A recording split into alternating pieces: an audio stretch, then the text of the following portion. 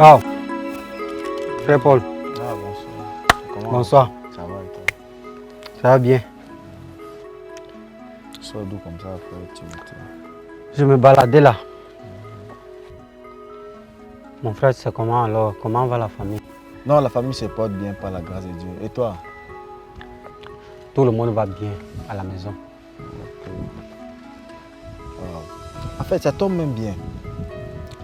Dis-moi, ça fait un bon bout de temps là, je ne vois plus la soeur Dorcas à l'église. Dis-moi, tu as de ces nouvelles? Quelle nouvelle? Ce que tu dis là est vrai. Moi-même, j'ai remarqué. Elle a cessé d'assister aux réunions de l'église. Oui. On n'a même pas de ces nouvelles. Je pense que je devrais aller voir ce qui se passe. Non, c'est une bonne idée. Vas-y frère, il faut qu'on sache vraiment pourquoi elle ne vient pas à l'église. Comment ça, c'est une bonne idée? Non, il faut que tu ailles le voir. Tu as bien pensé, moi aussi j'ai remarqué ça. Ok, bon. À la prochaine, alors moi je vais continuer ma lecture. D'accord, moi Ok. je continue. Ok. Bonne suite, non? Ok, merci beaucoup. Ok.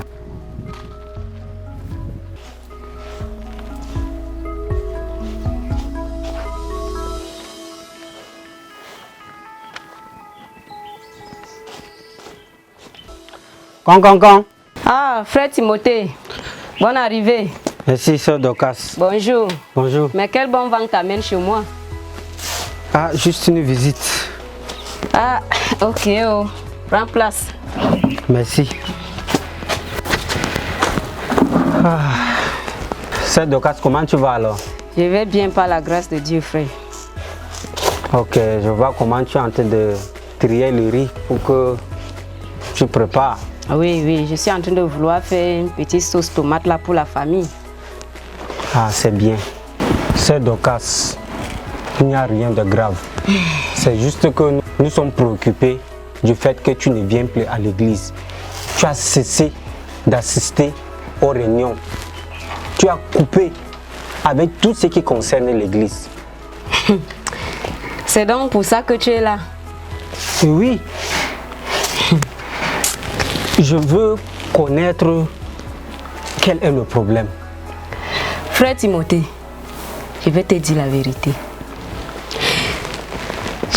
J'ai décidé de ne plus venir dans votre église là. Parce que je ne sais pas pour qui votre pasteur là se prend. Imagine, il me gronde devant les gens, en pleine réunion. Il me parle comme si j'étais son enfant. Quelqu'un qui est même mon petit frère de loin. Mais il me parle comme si j'étais son enfant. Il parle aux gens, il prend les décisions tout seul. Moi, j'ai décidé de ne plus venir là-bas. Il me parle n'importe comment. Parce qu'il est pasteur. Non, sœur Dorcas, tu ne dois pas penser ainsi. C'est ton pasteur. C'est lui que Dieu a établi comme autorité. La Bible dit dans Romains chapitre 13, le verset 1, que toute autorité a été établie par Dieu, qu'il soit vieux ou jeune. Nous avons le devoir d'obéir à notre pasteur, de nous soumettre à lui et à son autorité comme Dieu le veut.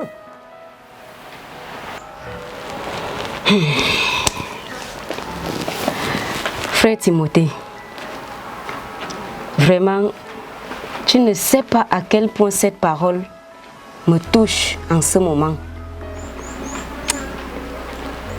Je crois que tu as raison. Je vais aller voir le pasteur et je vais me repentir. Parce que c'est lui, l'autorité que Dieu a établie devant nous. Tu as raison. Je vais aller le voir et je vais me repentir. Bien réfléchi, ma soeur. Moi-même, j'irai avec toi. Ok, frère Timothée, ça tombe bien. Bonjour, pasteur. Oui, bonjour frère Timothée. Comment tu vas? Je vais bien, pasteur.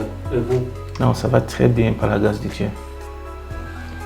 Parce que nous sommes venus avec la sœur Dorcas. Elle a quelque chose à te dire. Ah, ok. Ah, sœur Dorcas, je t'écoute très bien. Oui, pasteur. Je suis venue te demander pardon pour mes désobéissances. S'il te plaît, lève-toi. Je suis juste un humain comme toi. Et je me suis même opposée à toi sur certaines choses. J'ai été même critiquée. Pasteur, pardonne-moi. Oh non, ma sœur. Ne te lamente pas. Je comprends bien. Nous sommes juste des humains, je comprends bien. Ça arrive. C'est pour ça que je suis pasteur. Des choses comme ça, là, ne doivent pas nous surprendre. Mais il faut comprendre que toute chose concourt au bien de ceux qui aiment Dieu.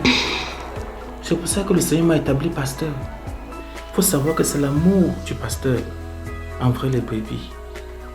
Et c'est le rôle d'un pasteur de voir tout brebis qui est en train d'aller dans un autre chemin pour le ramener, soit en public ou soit en privé.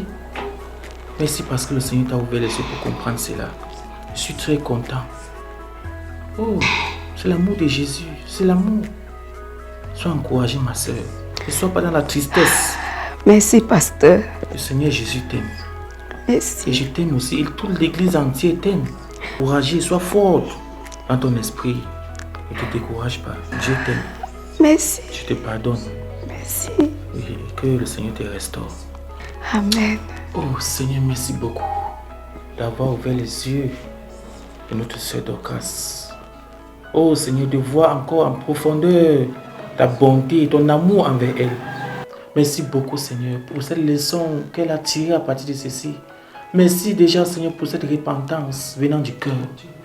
Nous prions que tu fasses avancer dans sa vie spirituelle. Oh Seigneur, sois toute la gloire et bénis-la abondamment. Au nom de Jésus, Amen. Amen. Sois encouragé. Merci, Que ça te pasteur. bénisse. Merci.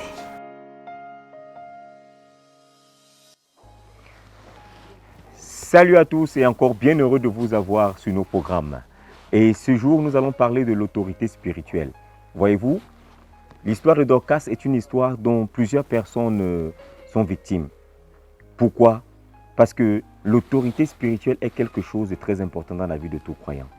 Dans le livre de Jérémie, chapitre 3, le verset 15, la Bible nous dit clairement, parlant de Dieu, « Je vous donnerai des pasteurs selon mon cœur, qui vous prêteront avec sagesse et intelligence. » Et vous, le choix d'un pasteur ne vient pas d'un homme. Un homme ne se choisit pas un pasteur. C'est Dieu qui donne des pasteurs, c'est Dieu qui donne des dirigeants. Et quand Dieu a choisi de te donner un dirigeant, alors il ne dépend plus de toi. C'est à toi de le suivre et c'est à toi de t'atteler à pouvoir être capable d'être une personne soumise à son autorité. La Bible dit que toute autorité vient de Dieu. Et celui-là qui n'est pas capable de se soumettre à une autorité, automatiquement est en train de résister l'ordre que Dieu a établi. Vous allez lire cela dans Romains chapitre 13, du verset 1 à 2. Donc, laissez-moi vous dire, toute autorité est instituée par Dieu. Un dirigeant sur vous, peu importe son âge, si Dieu l'a établi dirigeant sur vous, cela veut dire que Dieu l'a équipé pour vous donner ce dont vous avez besoin pour pouvoir grandir et être bâti spirituellement. La sagesse dont vous avez besoin se trouve en lui. L'intelligence dont vous avez besoin se trouve en lui. Tout ce dont vous avez besoin est empaqueté dans la personne du dirigeant qui se trouve à votre tête. Résister votre dirigeant, c'est résister à l'ordre que Dieu a établi. Pourquoi? Parce que toute autorité vient de Dieu et Dieu l'a établi pour un certain ordre. Voilà pourquoi la sœur Dorcas, résistant toutes les réprimandes que lui ont fait son dirigeant, est parti rétrograder à la maison et il a fallu ce bien-aimé pour la ramener à l'ordre. Et comme ce bien-aimé, je viens au travers de cette voix pour vous rappeler que peu importe où vous êtes, peu importe où vous vous tenez, par rapport à quel que soit le dirigeant qui vous a offensé d'une façon ou d'une autre, il est important pour toi de savoir que ce n'est pas le dirigeant que tu regardes. Est-ce que tu as été mis sous ce dirigeant? Est-ce que Dieu te l'a donné comme ton pasteur? Si c'est le cas, sa réprimande, c'est Dieu qui t'indexe. Ses grondements, c'est Dieu qui te reprend. Ne regarde pas la personne, peu importe sa taille, peu importe son poids, peu importe qui il est. Si c'est ce pasteur que Dieu a établi pour toi, tu fais bien de le suivre. Et en le suivant, tu iras forcément à la destination à laquelle Dieu t'attend. Alors j'aimerais t'exhorter et te ramener ce jour à reconsidérer ta position et à prendre les dispositions qu'il faut pour pouvoir revenir. Et comme Dorcas, rentre voir ce pasteur, rentre voir ce dirigeant et demande-lui de te pardonner et demande à Dieu de te pardonner et tu seras restauré. Que le Seigneur te bénisse, bien-aimé, pendant que tu prends cette bonne décision. Gloire à Dieu. Amen.